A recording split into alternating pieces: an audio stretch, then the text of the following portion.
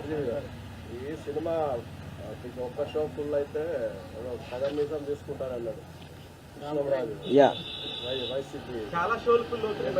మరి ఇప్పుడు రఘురామరాజు గారి నాకు చాలా ఇష్టం. ఆయన నాకు పర్సనల్గా నాకు ఫ్రెండ్. ఆయన కరెక్ట్. మేము కూడా ఇద్దరు మాట్లాడుతూ ఉంటాం.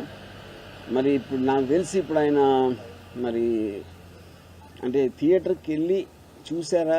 అంటే సెకండ్ షో ఫుల్ అయితే మీసం తీస్తానారా ఆయన?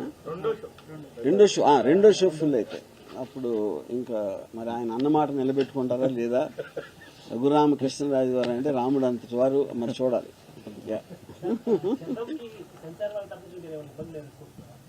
ఎవరికి?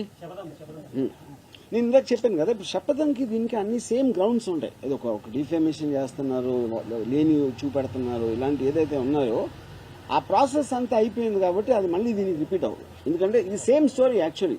యువన్కి శపథంకి 2 parts రిలీజ్ చేస్తున్నాం కానీ కథా వస్తువు అనేది సేమ్. అదేమి డిఫరెన్స్ లేదు. పవన్ కళ్యాణ్ ఫ్యాన్స్ బాగా మైకుల ముందుకు వచ్చేసి చాలా పెద్ద ఎత్తున గొడవ చేస్తున్నారు. ఇక్కడి నుంచి మనకి ఏమన్నా సెక్యూరిటీ పెరిగిద్ది అంటారా మీకు? పవన్ కళ్యాణ్ ఫ్యాన్స్ అరుపులు తప్పిస్తే ఏం చేయలేడు, ఏం చేయలేదు. వాళ్ళు యూట్యూబ్ కెమెరా పెడితే అరుస్తారు అంతే.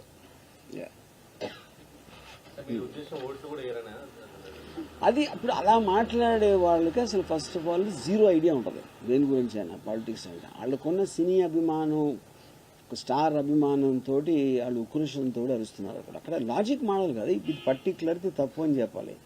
ఎందుకు తప్పు అంటే అని చెప్పాలి. అది లేకుండా అంత గొంతు ఎత్తుకున్నా. నాకు తెలిసి నాకు యూట్యూబ్లో చూసినాడు గొంతు పోయి ఉంటుంది ఈ పాటికి. నాకు తెలిసి అక్కడ రాత్రిపూట వాళ్ళ మదర్ ఎవరో కాపడం పెట్టాలి త్రోట్కి.